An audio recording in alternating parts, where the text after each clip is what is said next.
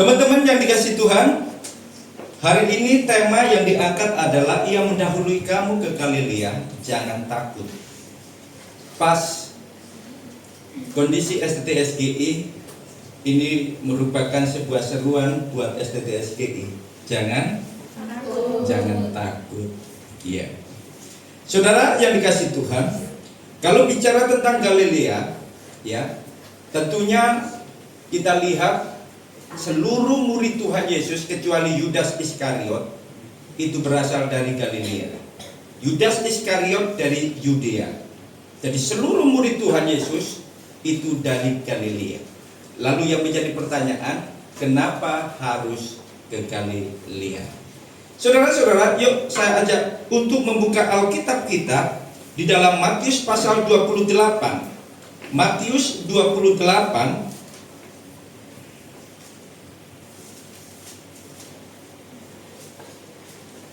ayat 1 sampai ayat yang ke-7. Saya baca ayat yang ganjil, teman-teman baca ayat yang genap. Matius 28 ayat 1 sampai ayat yang ke-7. Sudah menemukan? Amin. Ya. Firman Tuhan berbunyi demikian. Setelah hari Sabat lewat, menjelang menyisingnya fajar pada hari pertama minggu itu, pergilah Maria Magdalena dan Maria yang lain menengok kubur itu, ya.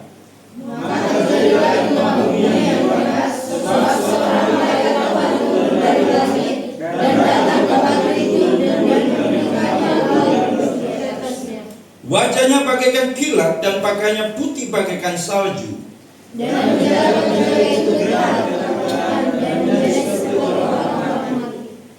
akan tetapi malaikat itu berkata kepada perempuan-perempuan itu, janganlah kamu takut, sebab aku tahu kamu mencari Yesus yang disalibkan itu.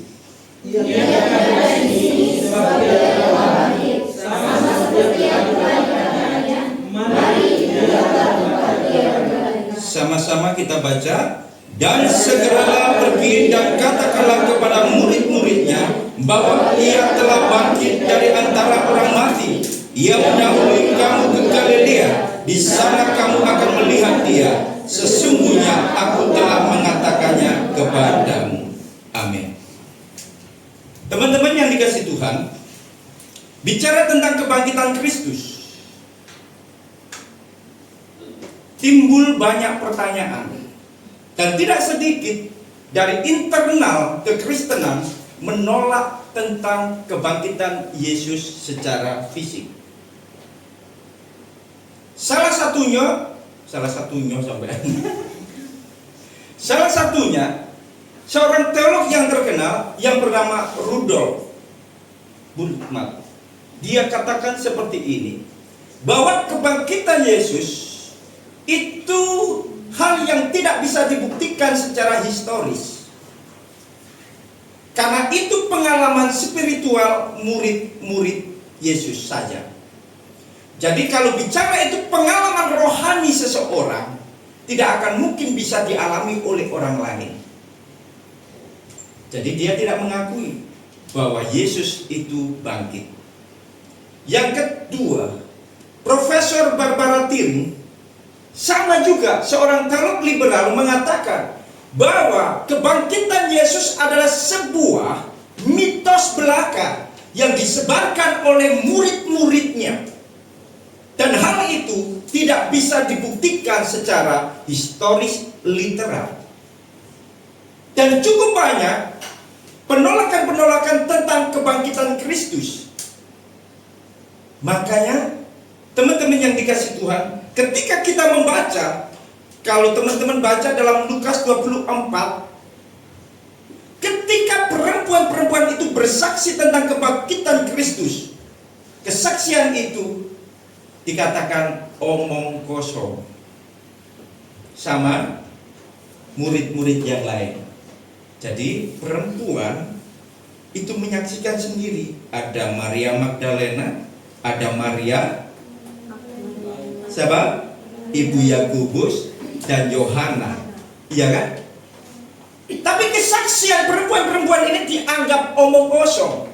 Jadi tradisi Yahudi, perempuan ketika bersaksi tidak ada nilainya. Kasihan ya? Kasihan dulu gitu ya. Bobot kesaksiannya tidak diperhitungkan ketika dia duduk di pengadilan, ketika menjadi saksi. Makanya pada saat murid-murid Tuhan 12 rasul itu mendengarkan tentang kesaksian itu, maka kesaksian itu dibilang omong kosong. Dan bukan sekedar itu, hoax yang menyebar di luar sana dimulai dari lembaga keagamaan bahwa Yesus tidak pernah, tapi dicuri murid-muridnya. Jadi perhatikan, sampai hari ini spirit lembaga keagamaan itu sama. Suka apa? Suka apa? Suka duit. Iya kan? Suka menyebarkan hoax. Sebenarnya yang diharapkan oleh orang-orang Yahudi, lembaga keagamaan, yaitu mahkamah agama, itu menyuarakan kebenaran. Tapi justru di situ banyak kebohongan. Di situ banyak apa? Penipuan. Hoax terbesar yang dilakukan mereka adalah tentang kebangkitan Kristus. Yesus tidak bangkit, tetapi diambil oleh murid-muridnya. Teman-teman yang dikasih Tuhan, makanya berkembanglah abad pertama, abad kedua, sampai pada titiknya dengan variasi berita yang berbeda-beda. Di abad yang ketujuh, Yesus itu tidak pernah disalibkan.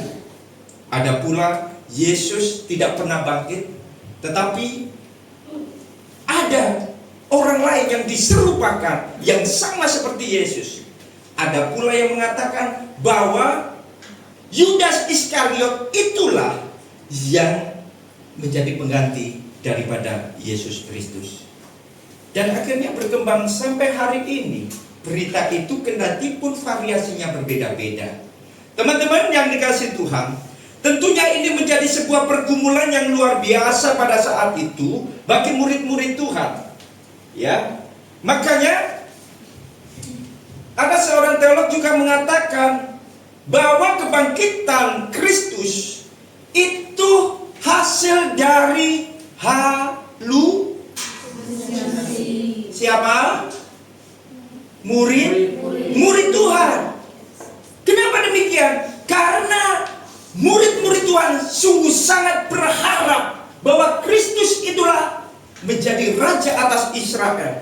Tetapi harapan itu pupus di tengah jalan. Dan apa yang diharapkan tidak sesuai dengan kenyataan, itu menjadi orang mengalami titik jenuh. Pernahkah kalian berdoa dan apa yang kau harapkan tidak pernah kunjung datang? Akhirnya sudah nggak doa-doa, makanya bilik ini kosong semua jadi gudang. Dimanfaatkan loh ini teman-teman. Ya, dimanfaatkan. Saya dulu berlutut di sini tiap malam. Saya izin sama ketua asrama. Saya jam 12 baru kembali ke asrama. Asramanya di luar. Tiap hari saya. Teman-teman yang dikasih Tuhan, orang kalau sangat berharap dan mengikat pengharapannya itu begitu kuat, tapi apa yang diharapkan tidak sesuai dengan kenyataan, maka orang itu bisa menjadi putus asa. Dan ini kondisi murid-murid pada saat itu. Keraguan muncul, kebimbangan muncul, ketidakpercayaan muncul kepada Tuhan. Apa yang dikatakan, apa yang difirmankan, ternyata tidak nyantol dalam pikiran dan hatinya. Ya. Sehingga mereka ragu, sudah percuma kita kembali saya ke pekerjaan semula. Percuma di SGI. Tak pikir. Bayanganku di tengah kota, SDT-nya besar, tingkat 5, dosennya punya mobil semua. Wih, ruangannya ber-AC, ada liftnya, bangkunya remotan. Jelala, orang Jawa bilang, Allah, mau kembali tarik koper pulang kampung, tapi nggak enak juga ya, sudah tanda tangan ini. Ada yang terbesit dalam pikiran pulang kampung? Oh, kalau liburan boleh, tapi harus kembali.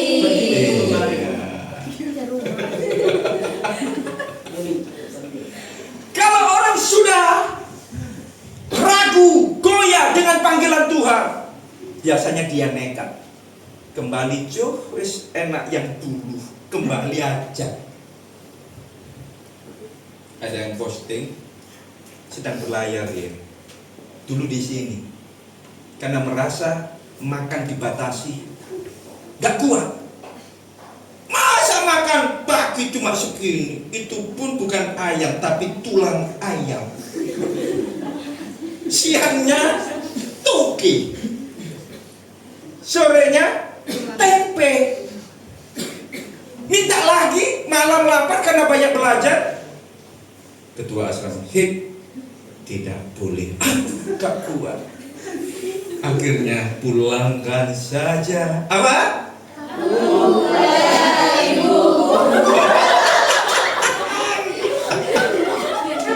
Akhirnya betul-betul terrealisasi, pulang sekarang jadi Saya khawatir ada Yunus yang kedua, bukan aja dimakan ikan besar.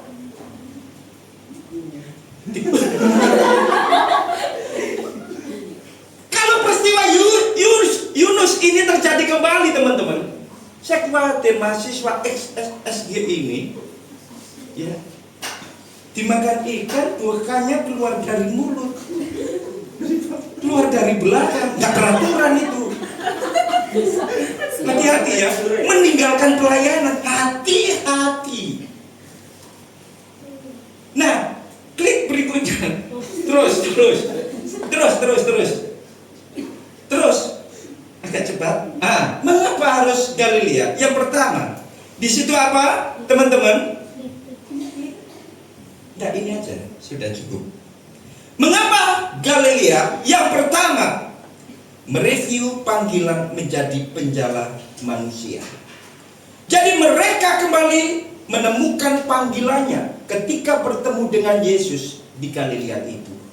Teman-teman, pertama kali Tuhan memanggil mereka, kondisi mereka bukan orang pengangguran. Sekali lagi, bukan orang pengangguran. Makanya kalau masuk STT SGI, motivasinya, untung ada yang sponsori, daripada nganggur lebih baik jadi pendeta. Ini bahaya sekali. Lebih baik lipat baju. Setelah itu berdoa di sini, jangan pulang, berdoa di sini. Ya, panggilan pertama jelas sekali di sini, di Galilea.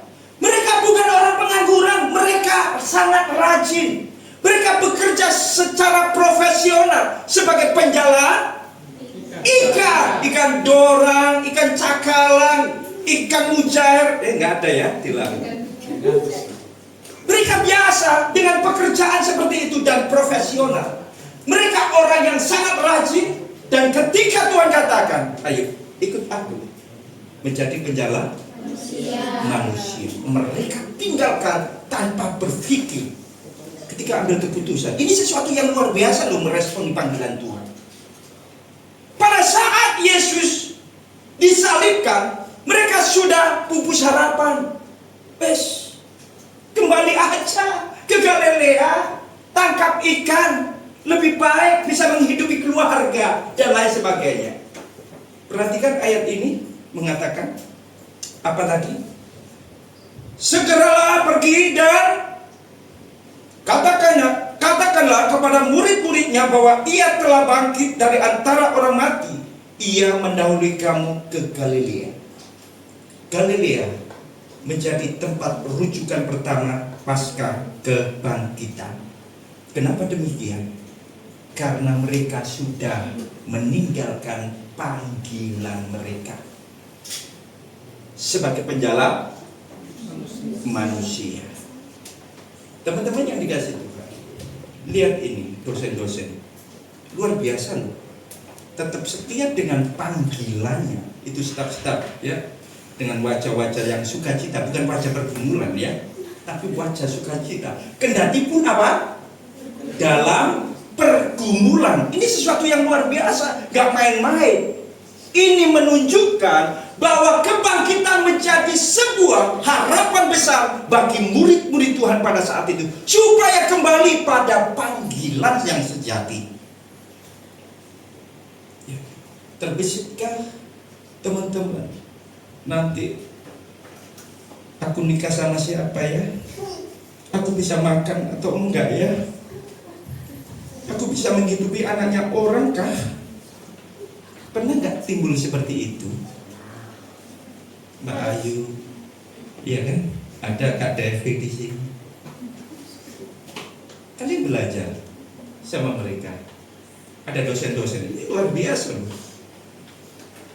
Ya, menaruh pengharapan pada panggilan Tuhan dan tidak tergoyahkan ketika menghadapi situasi yang sulit dan betul-betul sulit.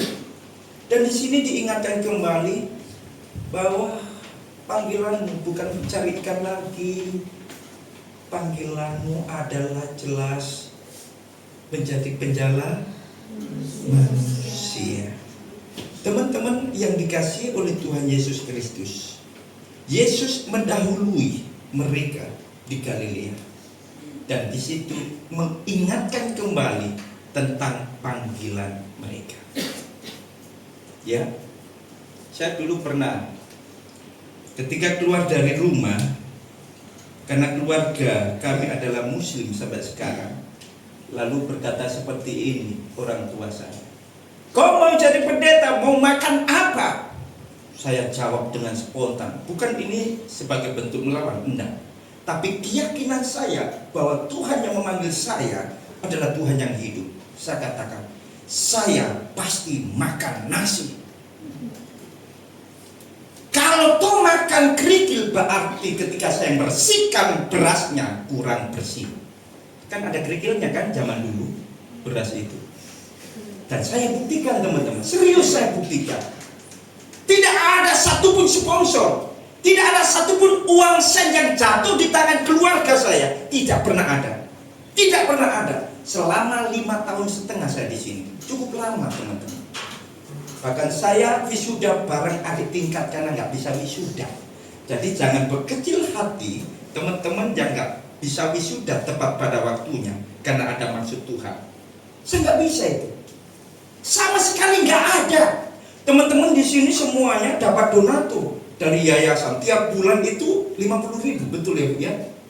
Dulu tanda tangan tiap bulan. Saya tidak, dikecualikan saya karena saya diperhitungkan mahasiswa di luar. Karena tingkat 3 itu angkatan saya itu memang orangnya sudah tua-tua. Jadi diperhitungkan di luar. Dalam hati kapan ya saya bisa tanda tangan seperti teman-teman? Tidak dapat. Teman-teman, makanya tempat ini tempat yang bersejarah secara pribadi saya. Saya terus berlutut sampai bisa bertahan 5 tahun setengah di tempat ini. Dan tidak ada sepeser pun. Dan saya nggak suka berdoa di telinganya keluarga atau orang lain. Tahu berdoa di telinganya orang. Tahu, tolonglah, aku nggak bisa, aku nggak. Apalagi berdoa di telinganya orang tua. Stop. Di sini diajar untuk beriman kembali pada panggilan semula. Jadi teman-teman yang dikasih Tuhan, Alkitab dengan jelas mengatakan bahwa kehadiran Yesus mendahului mereka di Galilea. Tujuannya jelas, mengembalikan kesadaran mereka supaya mereka serius dengan panggilan ilahi itu dan tidak meninggalkan panggilan itu. yang berikutnya. Apa tujuannya berikutnya? Apa teman-teman? Transformasi kuasa Tuhan. Tahukah di Galilea? Galilea adalah satu tempat yang menjadi di mana demonstrasi kuasa Tuhan dinyatakan, dan itu yang pertama kali dilakukan Tuhan di Galilea, khususnya di Kana. Dan ini menunjukkan dan menjelaskan Tuhan mau meneguhkan panggilan murid-murid Tuhan dengan kuasa yang Tuhan kerjakan pada saat itu. Meneguhkan panggilan murid-murid Tuhan. Ini loh, kalau yang namanya anggur habis, dan betul-betul faktanya habis, dan terjadi mujizat Tuhan yang luar biasa. Dan itu kembali mengingatkan bahwa yang memanggil adalah Allah, sumber pemelihara. Amin. Makanya saya lihat dan saya renungkan sesuai dengan yayasannya ya Pak ya, anugerah semata. Ini luar biasa. Ini ada historisnya teman-teman tentunya. Orang bikin nama itu ada historisnya, betul ya? Sampai hari ini. Tadi sudah sarapan pagi? Sudah ya? Sudah luar biasa. Pak Ketua sudah? Sama saya juga sudah. Bu Nia sudah ya? Masa apa Bu? Oh belum yang gede. Ini luar biasa loh. Tuhan gak pernah meninggalkan ternyata. Ya. Dalam keadaan yang nothing, yang kosong, yang tidak punya apa-apa, dalam panggilan Tuhan itu mereka betul-betul kosong. Justru disitulah Tuhan menyatakan kuasa untuk memberikan apa yang disebut mujizatnya. Ya. Makanya bersyukurlah kalau kita dalam kondisi titik terendah, karena di situ kita akan merasakan pertolongan Tuhan. Orang yang haus, dia akan menikmati nikmatnya, segarnya setetes air daripada orang yang kenyang. Orang kenyang kalian kasih makan apapun juga yang enak, nggak ada nikmatnya sama sekali. Tapi kalau orang yang sudah betul-betul lapar, dikasih yang namanya lauk kerupuk, lauk tahu, lauk tempe, nikmatnya bukan. Kenapa? Dalam kondisi yang lapar. Jadi mujizat Tuhan terjadi dalam kehidupan murid-murid Tuhan setelah mereka melihat kuasa kebangkitan itu. Ya. Teman-teman yang dikasih oleh Tuhan Yesus Kristus, bisa klik. Di sini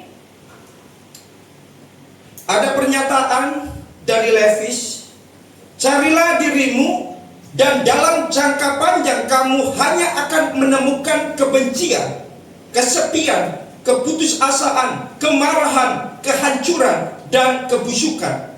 Tapi carilah Kristus dan kamu akan menemukan dirinya, dan dengannya semuanya terlepas.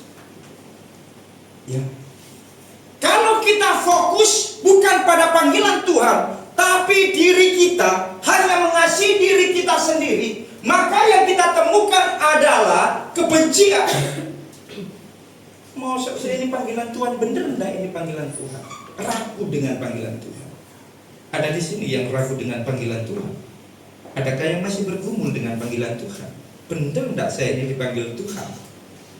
Ya, ada? Atau sudah selesai? Ya. Kalau kita fokus kepada diri kita sendiri, bukan pada panggilan Tuhan, kita menjadi orang yang sangat kesepian. Hamba Tuhan itu teman-teman, saya kasih tahu, ya, itu orang yang paling mengalami rasa kesepian, karena terus terang dimanapun orang itu menjaga jarak dengan hamba Tuhan. Makanya survei tingkat kesetresan di Amerika Serikat, hamba Tuhan tergolong termasuk mayoritas. Ya. Kenapa demikian? Tingkat kesepiannya itu luar biasa. Kendati pun senyum, senyum dan lain sebagainya. Dia berusaha mengobati dengan cara senyum-senyum. Tapi sebenarnya hati yang merana, kesepian itu luar biasa. Kalau bergumul, gak mungkin kan cerita sama orang lain. Nanti apa kata jemaat kan? Bilangnya begini, kok begitu? Kan gitu kan? Makanya teman-teman, hamba Tuhan itu kurang teman. Ya. Jadi kalau kita kembali di sini, carilah Kristus, lihatlah dan pandanglah panggilannya, maka di situ kita bisa bersukacita dalam pengharapan yang pasti di dalam kebangkitan Kristus. Amin. Dan ada kata-kata yang menarik dari malaikat itu, ayat yang ke-7 teman-teman. Dia mengatakan seperti ini, ia telah bangkit dari antara orang mati. Perhatikan, ia telah bangkit dari antara orang mati. Ada seorang profesor bernama J.B. Hardy. Dia memberikan sebuah daftar yang bagus sekali. Dia katakan seperti ini, makam Buddhis, makam Siddhartha Gautama ditempati, makam Muhammad ditempati, makam nabi-nabi ditempati, makam rasul-rasul ditempati. Tetapi makam Yesus dalam keadaan kosong. Pak Pendeta Stephen Tong katakan seperti ini, makam Yesus kosong, jiwa orang percaya terisi. Makam tokoh-tokoh agama terisi, jiwa pengikut-pengikutnya kosong. Ini sesuatu yang luar biasa ya. Jadi orang yang mengalami kebangkitan Kristus, tentunya dia akan melihat bahwa dia saja yang hidup dan kehidupannya memberikan sebuah pengharapan. Berikutnya sebagai kesimpulan, yuk kita baca sama-sama. 2, 3. Di Galilea mereka mengalami transisi hidup, perubahan orientasi hidup. Di Galilea mereka telah melakukan pilihan yang bukan saja berubah dengan cuaca, melainkan juga menentukan makna hidup mereka selanjutnya. Di Galilea mereka membuat pilihan untuk meninggalkan mereka. Bagaimana dengan iman kita? Bagaimana dengan pilihan kita? Bagaimana dengan panggilan kita? Maukah kita mengalami Galilea?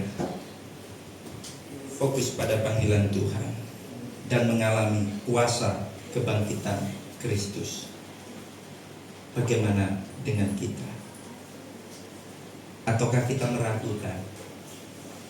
Atau kita percaya sepenuhnya ada harapan di balik kebangkitan Kristus? Mari kita berdoa.